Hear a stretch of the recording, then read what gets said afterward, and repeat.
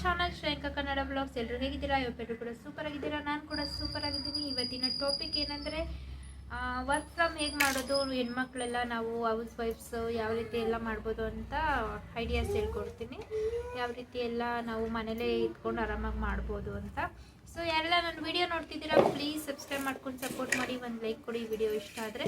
ಬನ್ನಿ video start ಮಾಡೋಣ. First ಬಂದು ನಾವು ಯಾವ ರೀತಿ ಎಲ್ಲ ಮಾಡ್ಬೋದು ಅಂದರೆ ಟೈಲರ್ ಸ್ಟಿಚಿಂಗ್ ವರ್ಕ್. ನಮಗೆ ಏನಾದರೂ ಬೇಸಿಕ್ ನಾಲೆಡ್ಜ್ ಇದ್ದರೆ, ಬೇಸಿಕ್ ಟೈಲರಿಂಗ್ ಬಂದರೆ ಸೊ ನಾವು ಮನೇಲಿ ಸ್ಟಿಚಿಂಗ್ ಮಾಡ್ಬೋದು. ಅಥವಾ ನಮಗೆ ಮನೇಲಿ ಇನ್ಕಮ್ ಅಷ್ಟು ಬರ್ತಿಲ್ಲ ಅಂದರೆ ನಾವು ಪಕ್ಕದಲ್ಲಿ ಫ್ಯಾಕ್ಟ್ರಿ ಇರುತ್ತಲ್ಲ, ಮ್ಯಾನುಫ್ಯಾಕ್ಚರಿಂಗ್ ಶರ್ಟ್ ಪ್ಯಾಂಟ್ ಇದೆಲ್ಲ ಮ್ಯಾನುಫ್ಯಾಕ್ಚರ್ ಆಗ್ತಿರುತ್ತಲ್ಲ, ಅಲ್ಲಿ ನಾವು ಕಟಿಂಗ್ ಪೀಸ್ ತೊಗೊಂಬಂದು ಅಲ್ಲಿ ಕೇಳಿದ್ರೆ ಕೊಡ್ತಾರೆ. ಕಟಿಂಗ್ ಪೀಸ್ ತೊಗೊಂಡು ಮನೇಲಿ ಸ್ಟಿಚ್ ಮಾಡಿಬಿಟ್ಟು ಕೊಡ್ಬೋದು. ಅದು ಪೀಸ್ ವರ್ಕ್ ಲೆಕ್ಕದಲ್ಲಿ ಬರುತ್ತೆ. ನಾವು ಪೀಸ್ ವರ್ಕ್ ಎಷ್ಟು ಮಾಡಿಕೊಡ್ತೀವಿ ಅಷ್ಟು ಅಮೌಂಟ್ ಬರುತ್ತೆ. ನಾವು ಮಂತ್ಲಿ ತೊಗೋಬೋದು. ಸೊ ಇದು ಒಂದು ರೀತಿಲಿ ನಮ್ಮ ಏರಿಯಾದಲ್ಲಿ ಇದೇ ಥರ ಮಾಡ್ತಾರೆ ಎಲ್ಲರೂ. ಯಾರಿಗೆಲ್ಲ ಟೈಲರಿಂಗ್ ಗೊತ್ತು ಅವರೆಲ್ಲ ಹೋಗಿ ಫ್ಯಾಕ್ಟ್ರಿಯಿಂದ ಕಟಿಂಗ್ ಪೀಸ್ ತೊಗೊಂಬಂದು ಮನೆಯಲ್ಲೇ ಮಾಡಿಬಿಟ್ಟು ಕೊಡ್ತಾರೆ. ಅದು ಇಲ್ಲ ಅಂತಂದರೆ ಮತ್ತೆ ಶರ್ಟ್ ಪ್ಯಾಂಟ್ ಮ್ಯಾನುಫ್ಯಾಕ್ಚರಿಂಗ್ ಆಗಿರುತ್ತಲ್ಲ, ರೆಡಿ ಶರ್ಟ್ ಅಥವಾ ಪ್ಯಾಂಟ್ ತೊಗೊಂಬಂದು ಮನೇಲಿ ಥ್ರೆಡ್ ಟ್ರಿಮ್ಮಿಂಗ್ ಮಾಡ್ಬೋದು. ಅದು ಒಂದು ದಿನಕ್ಕೆ ನಾವು 200 ಪೀಸ್ 300 ಪೀಸ್ ಈ ಥರ ಫ್ಯಾಕ್ಟ್ರಿಲಿ ಒಂದ್ಸರಿ ಮಾತಾಡಿದ್ರೆ ಅವ್ರ ಮನೆ ಹತ್ರನೇ ತಂದು ಕೊಡ್ತಾರೆ. ಸೊ ನಾವು ಥ್ರೆಡ್ ಕಟ್ಟಿಂಗ್ ಮಾಡಿ ಕೊಟ್ಟರೆ, ಶರ್ಟಲ್ಲಿ ಥ್ರೆಡ್ ಕಟ್ಟಿಂಗ್ ಮಾಡಿ ಬಟನ್ ಹಾಕಿ ಕೊಟ್ಟರೆ ₹2 ಒಂದು ಪೀಸಿಗೆ ಆ ಥರ ಕೊಡ್ತಾರೆ. ಸೊ 200-300 ಪೀಸ್ ಮಾಡಿದ್ರೆ ಅಲ್ಲೇ ₹300 ಆಗುತ್ತೆ.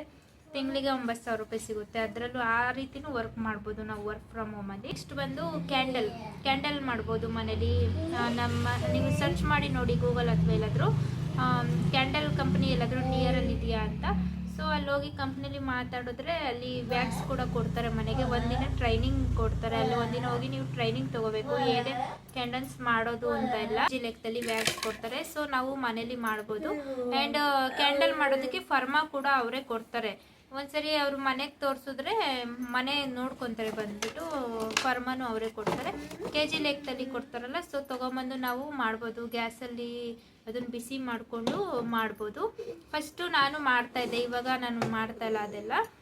ಯಾಕಂದರೆ ಇವಾಗ ನನಗೆ 2 ಮಕ್ಕಳು ಇರೋದ್ರಿಂದ ಮಕ್ಕಳು ನೋಡ್ಕೊಳೋದ್ರಲ್ಲಿ ಟೈಮ್ ಆಗೋಗುತ್ತೆ. ಸೊ ನಾನು ಮಾಡ್ತಿಲ್ಲ.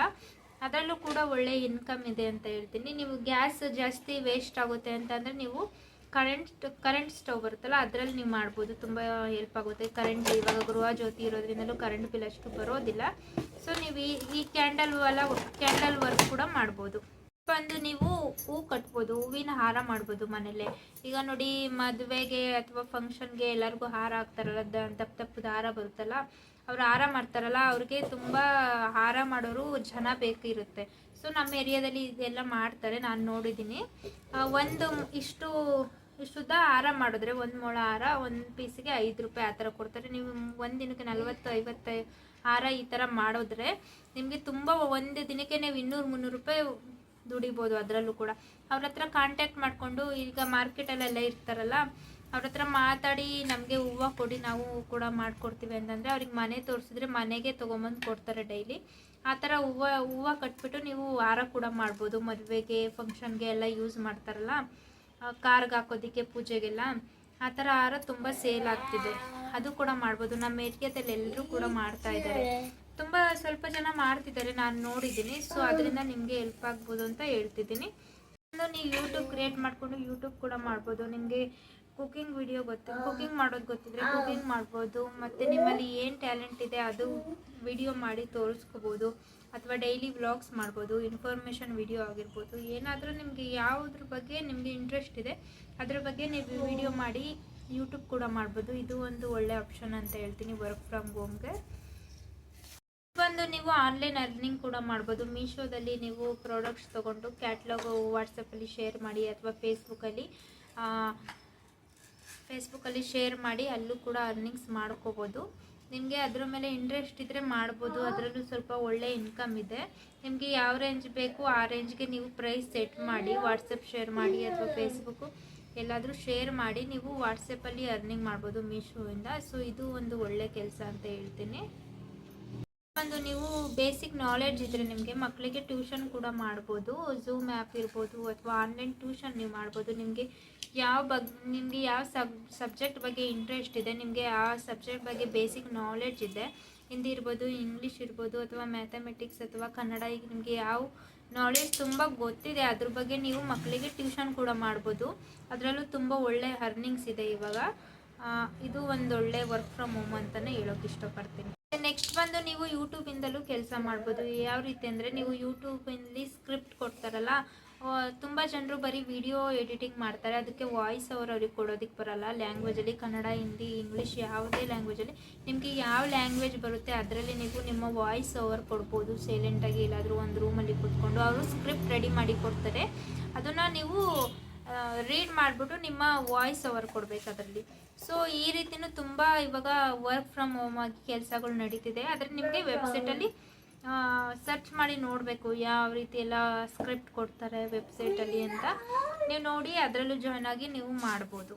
ಸೊ ಇದು ತುಂಬ ಒಳ್ಳೆ ಕೆಲಸ ಅಂತ ಹೇಳ್ಬೋದು, ನಿಮ್ಮ ವಾಯ್ಸ್ ಕೊಡೋದು. ನೆಕ್ಸ್ಟ್ ಬಂದು ನೀವು ಡೇಟಾ ಎಂಟ್ರಿ ಮಾಡ್ಬೋದು. ನಿಮ್ಮ ಹತ್ರ ಮೊಬೈಲ್ ಇದ್ದರೆ ಅಥವಾ ಲ್ಯಾಪ್ಟಾಪ್ ಇದ್ದರೆ, ಬೇಸಿಕ್ ನಿಮಗೆ ಟೈಪಿಂಗ್ ಗೊತ್ತಿದ್ದರೆ ನೀವು ಡೇಟಾ ಎಂಟ್ರಿ ಮಾಡ್ಬೋದು ವೆಬ್ಸೈಟಲ್ಲಿ ಜಾಯ್ನ್ ಆಗಿ. ಯಾವ ರೀತಿ ಅಂದರೆ, ನಿಮಗೆ ಫಾರಮ್ ಫಿಲ್ಲಿಂಗ್ ಮಾಡೋದು ಮತ್ತು ಕಾಪಿ ಪೇಸ್ಟ್ ಮಾಡೋದು, ಈ ಥರ ಎಲ್ಲ ಟೈಪಿಂಗ್, ಬೇಸಿಕ್ ಟೈಪಿಂಗ್ ನಿಮಗೆ ಗೊತ್ತಿದ್ದರೆ ಇದು ಡೇಟಾ ಎಂಟ್ರಿ ಜಾಬ್ ಕೂಡ ತುಂಬ ಚೆನ್ನಾಗಿದೆ. ಇದನ್ನು ಕೂಡ ನೀವು ಮಾಡ್ಬೋದು.